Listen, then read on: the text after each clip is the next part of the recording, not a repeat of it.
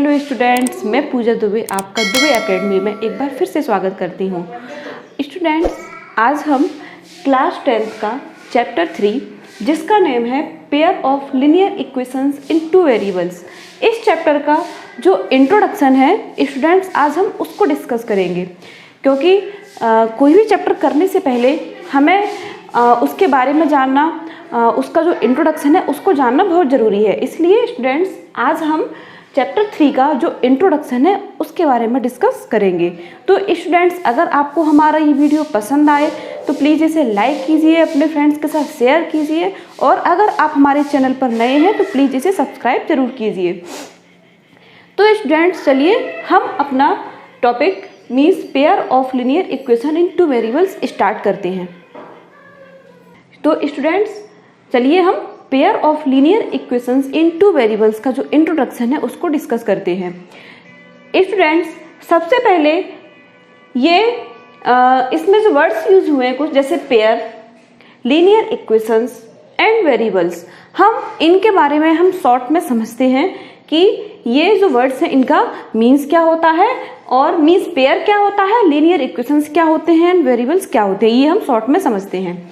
तो स्टूडेंट्स देखिए, पेयर क्या होता है। पेयर स्टूडेंट जैसा आपको पता हो, पेयर मीन्स होता है, अगर हम हिंदी में कहें तो होता है एक जोड़ा। मीन्स पेयर में कोई भी सेम थिंग्स जो हैं वो आ जाती हैं, जैसे कि हमारे जो शूज हैं उनका पेयर हो सकता है। शूज का जो पेयर है उसमें स्टूडेंट्स जो शूज हैं वो दोनों शूज एक जैसे ही रहते हैं और दिखने में बिल्कुल एक जैसे लगते हैं, तो उसको हम पेयर ऑफ शूज कह सकते हैं। और स्टूडेंट्स, जो पेयर होगा उसमें जो भी थिंग्स इंक्लूड होंगी वो बिल्कुल सेम होंगी, वो दिखने में भी एक जैसी ही होंगी। तो स्टूडेंट्स, पेयर में हम ऐसे नहीं कह सकते कि एक शूज है हमारे पास और एक हमारे पास हमारी ही कोई एक चप्पल है और एक शूज है, तो हम उनको एक पेयर नहीं बोल सकते, क्योंकि उसमें एक शूज है और एक चप्पल है, तो इस टाइप से हम उसको पेयर नहीं बोल सकते। तो इसलिए स्टूडेंट्स, पेयर मीन्स जोड़ा, और जोड़ा मीन्स जिसमें जो भी थिंग्स हो वो बिल्कुल सेम हो। तो ये हुआ स्टूडेंट्स पेयर। ओके, अब स्टूडेंट्स लीनियर इक्वेशंस, पहले स्टूडेंट्स लीनियर को समझते हैं, इक्वेशंस बाद में। ओके, लीनियर देखिए, लीनियर मीन्स जैसे कोई भी सपोज करिए आपको एक एक्सप्रेशन दिया हुआ है, जैसे ये दिया है 2x + 3, ये दिया हुआ है, तो स्टूडेंट्स हम इसको लीनियर कहते हैं। अब ये लीनियर क्यों है? लीनियर इसलिए है क्योंकि इसमें जो वेरिएबल्स है, वेरिएबल्स की जो उसका जो हाईएस्ट एक्सपोनेंट होता है वो अगर 1 हो, मीन्स उसकी डिग्री अगर 1 हो, जैसे कि हमने पॉलिनोमियल में पढ़ा था, उसकी डिग्री अगर स्टूडेंट्स 1 हो तो ही हम उसको लीनियर कहते हैं। अगर इस पर स्क्वायर हो जाता तो ये लीनियर नहीं होता, तो ये क्वाड्रेटिक हो जाता। इसलिए स्टूडेंट्स मीन्स डिग्री 1 का जो एक एक्सप्रेशन होता है उसको हम क्या बोलते हैं? लीनियर। अभी इक्वेशन नहीं है, अभी ओनली हम इसको एक लीनियर एक्सप्रेशन बोल सकते हैं। अब स्टूडेंट्स, अब देखते हैं इक्वेशन।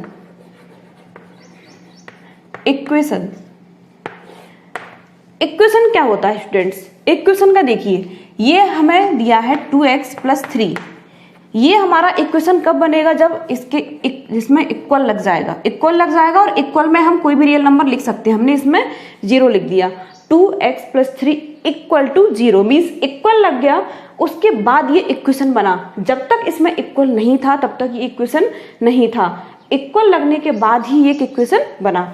तो इक्वेशन मीन्स स्टूडेंट्स जिसमें इक्वल हो। अब इक्वल में 0 भी हो सकता है, मीन्स कोई भी रियल नंबर्स आप इसमें ले सकते हो। तो ये हुआ स्टूडेंट्स इक्वेशन। अब है वेरिएबल्स,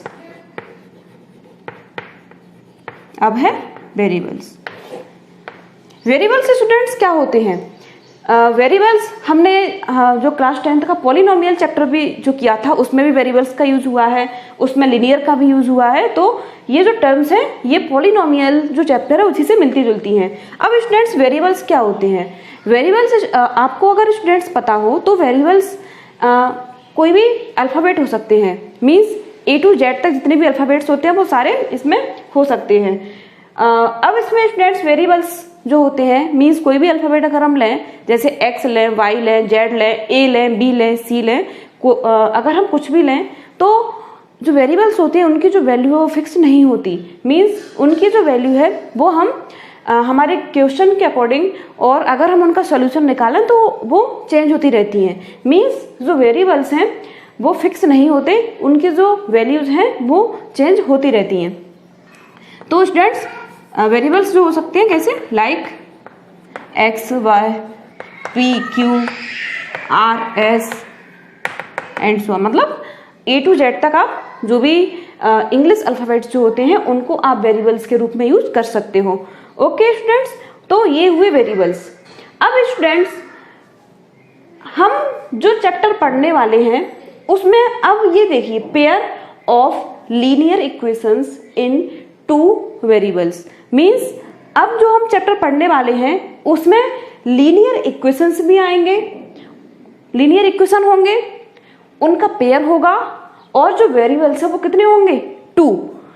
तो ये जो स्टूडेंट्स हमारा इक्वेशन है ये वन वेरिएबल इक्वेशन है, क्योंकि इसमें ओनली सिंगल वेरिएबल है। अगर यहाँ पर बाई होता तो वो 2 वेरिएबल इक्वेशन हो जाता। तो स्टूडेंट्स अब हम देखते हैं कि लीनियर इक्वेशंस का पेयर जो 2 वेरिएबल्स हो वो किस फॉर्म में हो सकते हैं। तो स्टूडेंट्स वो देखते हैं हम।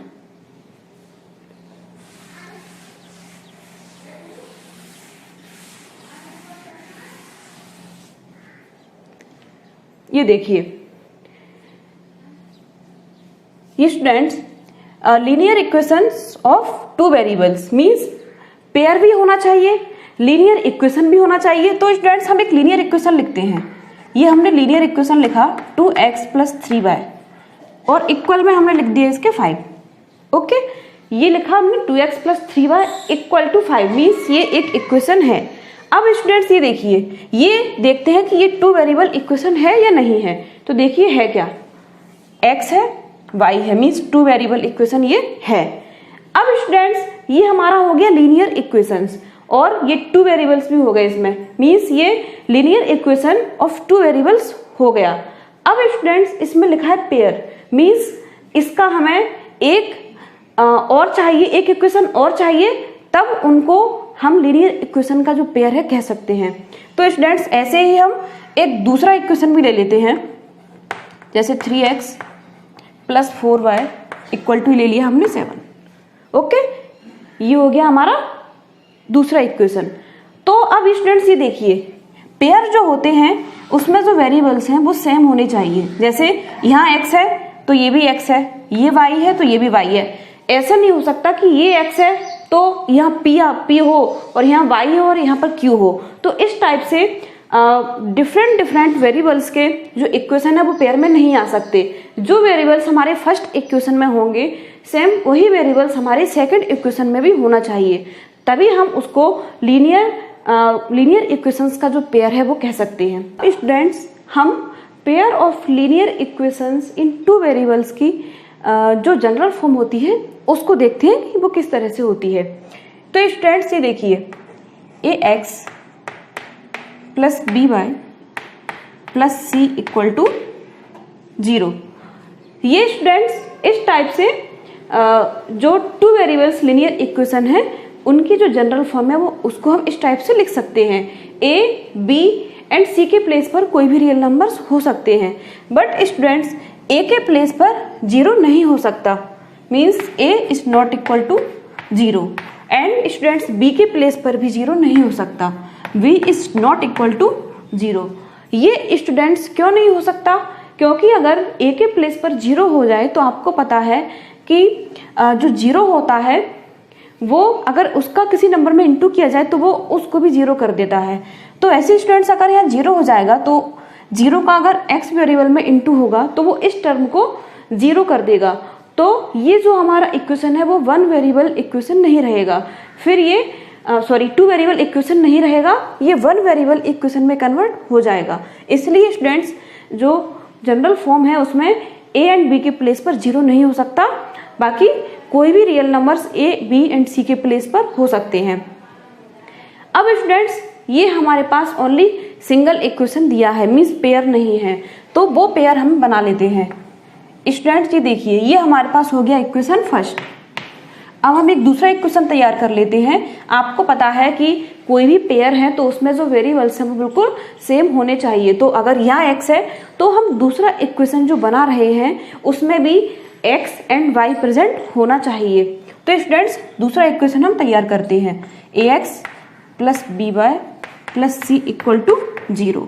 अब ये स्टूडेंट्स ये देखिए, ये बिल्कुल सेम हो गया, मीन्स ए सेम है, बी और बी भी सेम है एंड सी भी सेम है। ऐसे ही ये तो सेम है, ये तो ठीक है, ये तो चलेगा, बट ए बी एंड सी भी सेम है एक पेयर में, ऐसी कोई कंडीशन नहीं होती है।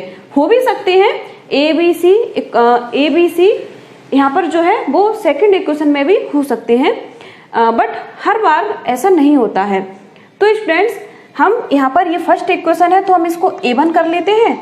ये फर्स्ट इक्वेशन है ना, तो इनको A1, इसको B1 और इसको C1। ऐसे स्टूडेंट्स इसको कर लेते हैं हम A2, इसको कर लेते हैं हम B2 और इसको कर लेते हैं C2। तो ये हमारा पेयर तैयार हो गया 2 लिनियर इक्वेशंस का। अब स्टूडेंट्स यहाँ पर A1, B1, C1 and A2, B2, C2 के प्लेस पर कोई भी रियल नंबर्स हो सकते हैं, ठीक है। अब स्टूडेंट्स ये हुई हमारी लिनियर इक्वेशंस का, ये हुआ हमारा एक पेयर और ये उन पेयर की हुई जनरल फॉर्म्स। अब स्टूडेंट्स लिनियर इक्वेशंस को सॉल्व करने की 2 टाइप्स की मेथड हैं जो क्लास 10th में डिस्कस की गई हैं। तो स्टूडेंट्स वो जो 2 टाइप्स मेथड होती हैं उनमें से एक होती है ग्राफिकल मेथड एंड सेकंड होती है एल्जेब्रिक मेथड। मीन्स फर्स्ट होती है ग्राफिकल मेथड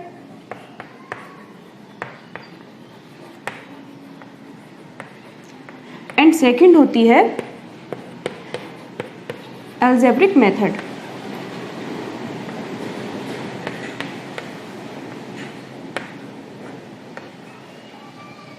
ग्राफिकल मेथड में स्टूडेंट्स आपने क्लास 9th में भी ग्राफिकल मेथड का, उसमें हमारे जो इक्वेशन थे वो पेयर में नहीं थे, उसमें ओनली एक ही इक्वेशन हमें दिया होता था और उसका हमें ग्राफ बनवाया गया था क्लास 9th में। इसमें हमें 2 इक्वेशंस मीन्स इक्वेशंस का पेयर दिया गया है, उसके बाद हमें ग्राफ बनाना है।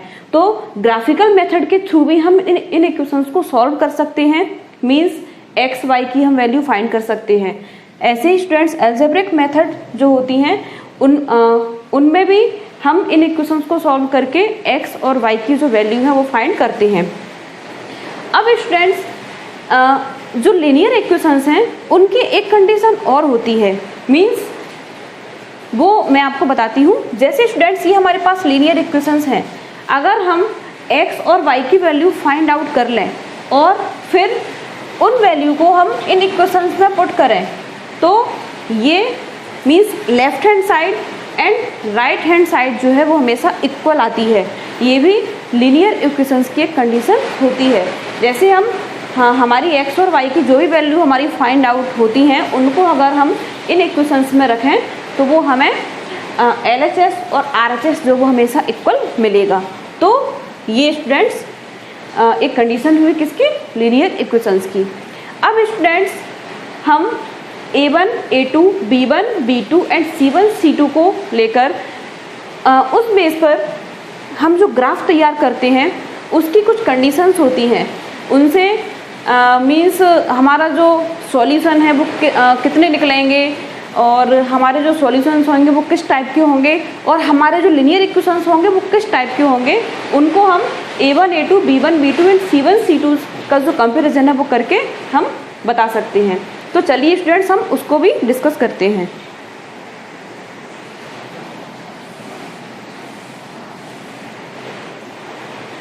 तो स्टूडेंट्स फर्स्ट पढ़ते हैं। देखो फर्स्ट कंडीशन क्या होती है। फर्स्ट कंडीशन होती है students A1 upon A2 is not equal to B1 upon B2। Means students इसका मीन्स क्या है कि A1, A2 and B1, B2 का जो रेशो है अगर वो नॉट इक्वल है, means A1 upon A2 is not equal है किसके, B1 अपॉन B2 के। तो स्टूडेंट्स इस टाइप का अगर इक्वेशन हमारे पास है, इस टाइप के इक्वेशन अगर हमारे पास हैं तो उस इक्वेशन का जब हम ग्राफ तैयार करेंगे तो वो उनकी जो लाइन मिलेंगी वो कैसे मिलेंगी, इंटरसेक्टिंग लाइंस।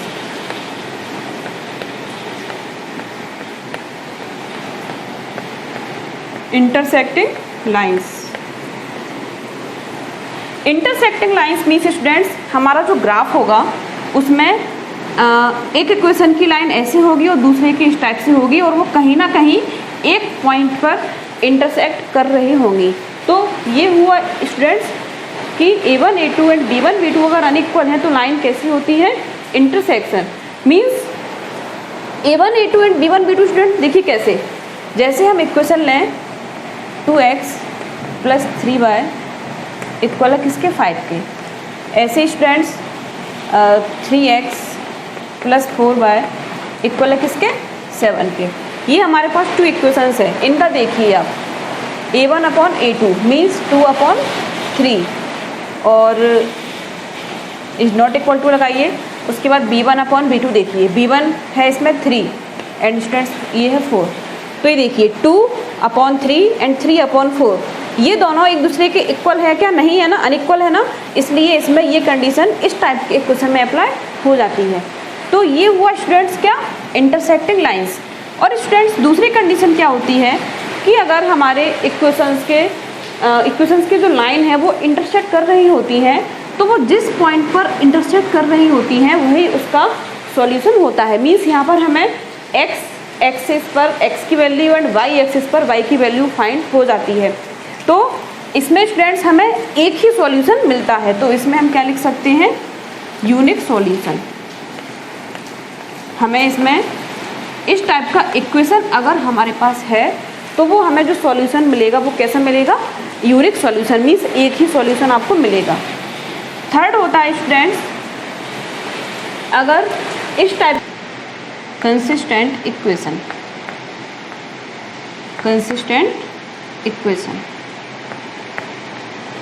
ठीक है।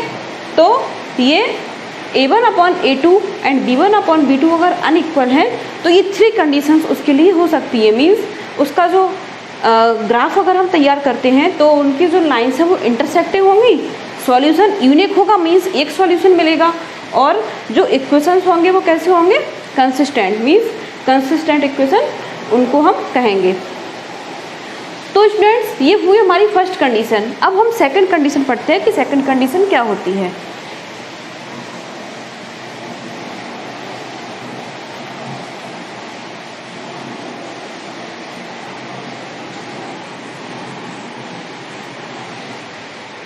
सेकंड कंडीशन देखिए स्टूडेंट्स, सेकंड कंडीशन होती है A1/A2 equal to B1/B2 equal C1/C2।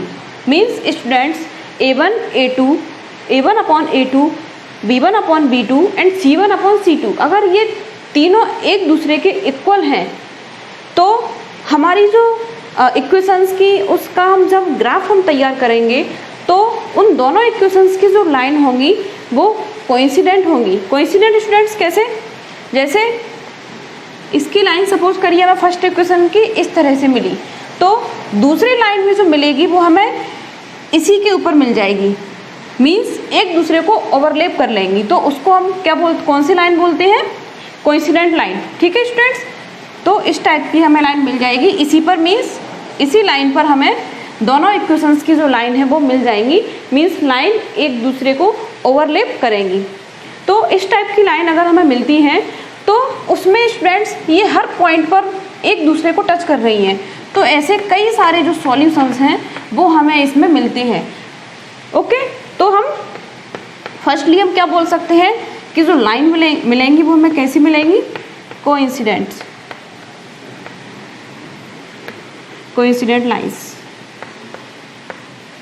And students उसके जो सॉल्यूशंस होंगे वो लाइन हर जगह उसको छू रही होगी, एक दूसरी लाइन को मतलब टच कर रही होगी, तो कोइंसिडेंट लाइंस होंगे और उसके जो सॉल्यूशंस होंगे वो कैसे होंगे, infinitely many solutions. Infinitely many solutions. Okay students, and third condition students क्या होगी, थर्ड होगी कि अगर A1 A2 B1 B2 and C1 upon C2 ये तीनों का रेशो अगर एक दूसरे के इक्वल अगर होता है और हमें सॉल्यूशंस बहुत सारे मिलते हैं, मीन्स इनफाइनाइटली मेनी सॉल्यूशन मिलते हैं, तो इस टाइप के इक्वेशंस को भी हम कंसिस्टेंट इक्वेशन कहते हैं। कंसिस्टेंट, ये जो इक्वेशन होगा वो कैसा होगा? कंसिस्टेंट इक्वेशन होगा। ओके, मीन्स ये जो पेयर होगा वो कंसिस्टेंट इक्वेशंस का होगा। तो ये हुई हमारी स्टूडेंट सेकंड कंडीशन। अब इस कंडीशंस को ही देखिए, ये हमारे पास जो इक्वेशन दिया है उसको हम इसके फॉर्म में तैयार करते हैं।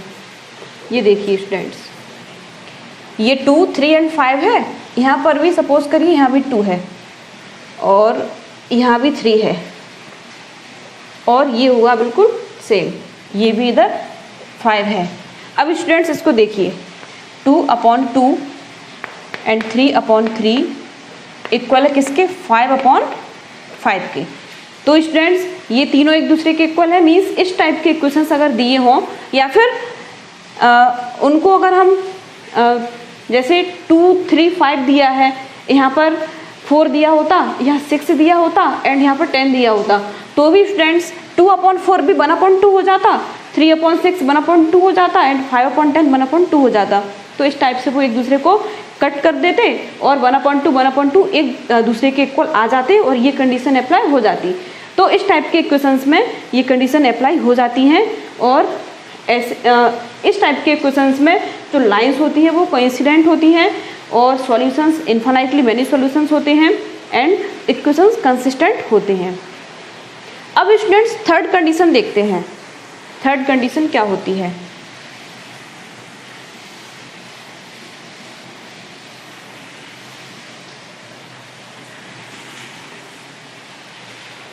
थर्ड कंडीशन स्टूडेंट्स ये होती है, जैसे A1 A2 B1 B2 ये दोनों थर्ड कंडीशन में इक्वल होते हैं बट C1 C2 अनइक्वल होता है। Means A1 A2 and B1 और B2 का जो रेशो है वो इक्वल आ जाए बट B1 B2 का जो रेशो है वो C1 C2 के इक्वल नहीं आना चाहिए। और अगर इस टाइप के इक्वेशंस अगर स्टूडेंट्स हमारे पास हैं तो उसका स्टूडेंट्स क्या होता है, उनकी उन इक्वेशंस की जो हमें लाइन मिलेंगी वो एक दूसरे के पैरेलल मिलेंगी। ओके, इस टाइप से ये हॉरिजॉन्टली भी पैरेलल हो सकती हैं एंड वर्टिकली भी हो सकती हैं। तो इस टाइप से ये जो लाइन हमें मिलेंगी वो स्टूडेंट्स कैसी मिलेंगी? एक दूसरे के पैरेलल। मीन्स इसमें हम जो ग्राफ तैयार करेंगे उसमें जो लाइंस होंगी वो कैसी होंगी? Parallel lines. And students lines अगर पैरेलल होंगी तो ये कहीं भी एक दूसरे को टच नहीं करेंगी, कहीं भी किसी भी पॉइंट पर जाके एक दूसरे को टच नहीं करेंगी। इसलिए स्टूडेंट इस टाइप के इक्वेशंस का कोई सॉल्यूशन नहीं होगा, means no solution, no solution. And students अगर कोई सॉल्यूशन ही नहीं होगा तो वो इक्वेशन है वो कंसिस्टेंट फिर नहीं होगा। वो कैसा होगा? Inconsistent, inconsistent equation. Okay students, तो ये इस टाइप की कंडीशंस के लिए होता है। अब स्टूडेंट्स इसमें भी हम नंबर लेके देखते हैं, ये और ये इक्वल है बट ये अनइक्वल है। सपोज करिए यहाँ पर 7 हो गया। ओके, तो ये हमने यहाँ पर 7 कर दिया। तो इस टाइप का इक्वेशन अगर हमें दिया है स्टूडेंट्स की A1 A2 B1 B2 तो इक्वल है बट C1 C2 B1/B2 का जो रेशो है उनके अनइक्वल है। तो उस टाइप के इक्वेशंस के लिए लाइंस जो होती हैं वो पैरेलल होती हैं, हमें कोई भी सॉल्यूशन नहीं मिलेगा एंड जो इक्वेशंस होंगे वो इनकंसिस्टेंट होंगे। तो स्टूडेंट्स इस तरीके से हम A1/A2 B1/B2 एंड C1/C2 को देखकर उनकी इक्वलिटी या फिर उनकी इनइक्वलिटी को देखकर हम बता सकते हैं कि जो ग्राफ हम बना रहे हैं इक्वेशंस का उसमें जो हमें लाइंस मिलेंगी वो किस टाइप की हमें लाइंस मिलेंगी, किस टाइप के हमें सॉल्यूशंस मिलेंगे और हमारे जो इक्वेशंस होंगे वो किस टाइप के होंगे। तो स्टूडेंट्स ये आपका जो इंट्रोडक्शन था वो कंप्लीट हो चुका है। तो स्टूडेंट्स आपको हमारा वीडियो अगर पसंद आया हो तो प्लीज़ इसे लाइक ज़रूर कीजिए, अपने फ्रेंड्स के साथ शेयर कीजिए और अगर आप हमारे चैनल पर नए हैं तो इसको सब्सक्राइब ज़रूर कीजिए। धन्यवाद स्टूडेंट्स।